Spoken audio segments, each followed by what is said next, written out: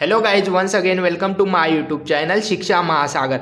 Guys, आज मैं आपको तत्व की परिभाषा बताऊंगा और तत्व के कौन कौन से प्रकार होते हैं उसके बारे में बताऊंगा। तो आप वीडियो को शुरू से अंत तक जरूर देखिए, जिससे आपको यह टॉपिक आसानी से समझ में आए। यदि आप इस टॉपिक को शुरू से अंत तक देखेंगे तभी आपको यह टॉपिक समझ में आएगा। तो चलिए शुरू करते हैं। तत्व की परिभाषा क्या है सबसे पहले हम देखेंगे और उसके बाद में तत्व के प्रकार।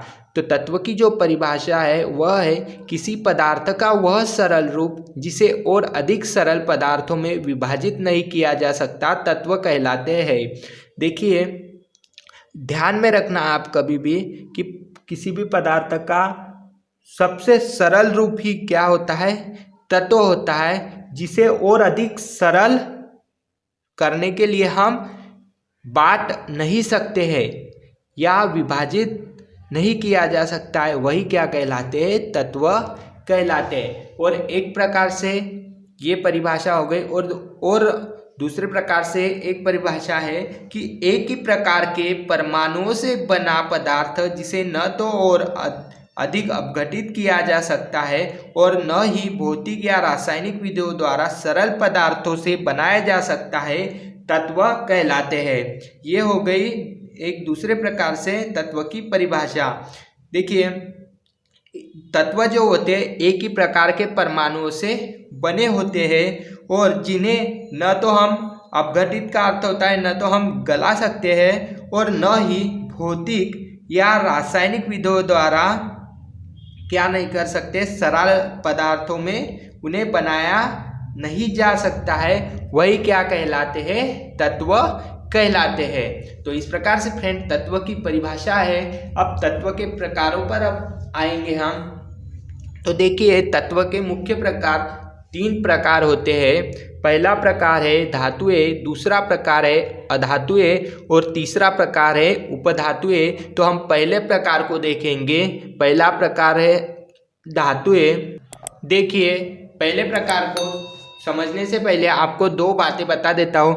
जो सुचालक होते हैं वह होते हैं जिसमें से विद्युत धारा प्रवाहित की जाती है, वह सुचालक कहलाते हैं, और जिसमें से विद्युत धारा प्रवाहित नहीं की जाती है वह कुचालक कहलाते हैं। तो अभी शुरू करते हैं। ये जो पहला पॉइंट है धातुएं, उसे ऐसे तत्व जो ऊष्मा तथा विद्युत के सुचालक होते हैं तथा जिनकी भौतिक अवस्था ठोस होती है वह क्या कहलाती है, धातुएं कहलाती है। मतलब जो धातु होती है वह फ्रेंड्स वह सुचालक होती है। मतलब हम धातुओं में से क्या कर सकते हैं, विद्युत धारा को प्रवाहित कर सकते हैं। जैसे यहाँ पर एग्जाम्पल दिया गया है, आपको एग्जाम्पल से ही समझ में आ जाएगा।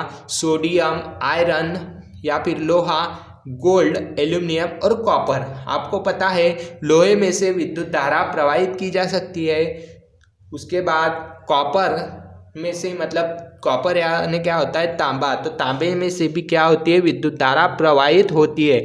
आपको पता ही होगा आपके घर में जो वायर होती है उसके अंदर क्या होता है, तांबे के तार होते हैं और ऊपर से रबर की कोटिंग की जाती है, जिससे कि किसी भी घर के व्यक्ति को करंट न लगे, क्योंकि अंदर जो तांबे की तार होती है उसमें से विद्युत धारा का प्रवाह होता है। तो धातुएं क्या होती है, जिसमें से विद्युत एवं ऊष्मा के जो ऐसे तत्व होती है धातुएं जिसमें जो कि ऊष्मा तथा विद्युत की क्या होती है, सुचालक होती है और जिसमें से विद्युत धारा प्रवाहित होती है, वह धातुएं कहलाती है। अब हम आते हैं अधातुएं पर। ऐसे तत्व जिनमें या जो ऊष्मा तथा विद्युत के कुचालक होते हैं, जिनकी भौतिक अवस्था ठोस, द्रव, गैस होती है, अधातुएं कहलाती है। अब देखिए, धातुओं की जो अवस्था होगी फ्रेंड्स वह सिर्फ एक ही प्रकार की होगी, वह होगी ठोस। और अधातुओं की जो अवस्था होगी वह ठोस भी हो सकती है, द्रव भी हो सकती है और गैस भी हो सकती है, जैसा कि यहाँ पर दिया गया है। अब देखिए, अधातुएं क्या होती है, ऐसे तत्व होते हैं जो कि ऊष्मा और विद्युत के क्या होते हैं, कुचालक होते हैं।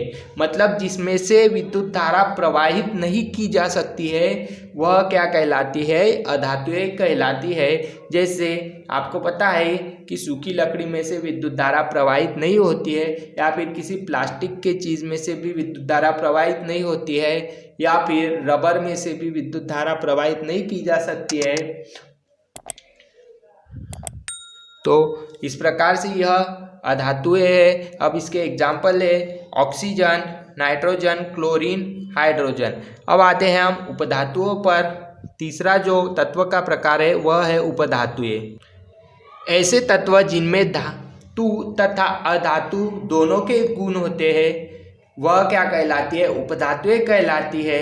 उदाहरण के लिए आर्सेनिक, एंटीमनी, बिस्मथ। अब देखिए उपधातुओं में धातुओं के भी गुण आते हैं और अधातुओं के भी गुण पाए जाते हैं। मतलब इसमें से विद्युत धारा प्रवाहित भी होती है या फिर नहीं भी प्रवाहित होती है, क्योंकि यहाँ पर इसने दिया है कि ऐसे तत्व जिनमें धातु तथा अधातुओं दोनों के गुण पाए जाते हैं। यदि दोनों के गुण आते हैं तो मतलब वह सुचालक भी हो सकते हैं या कुचालक भी हो सकते हैं। तो यह इस प्रकार से उपधातु की परिभाषा है कि जो उपधातु होती है वह कैसी होती है, उनमें धातुओं के भी और अधातुओं दोनों के गुण पाए जाते हैं। हमेशा ध्यान रखना, जो उपधातुएं बनती है वह धातु तथा अधातु से मिलकर बनती है, क्योंकि उपधातुओं में धातु और अधातु के गुण पाए जाते हैं।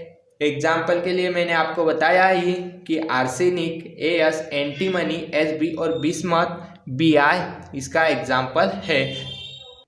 तो फ्रेंड्स, इस प्रकार के से तत्व की परिभाषा और तत्व के प्रकार है।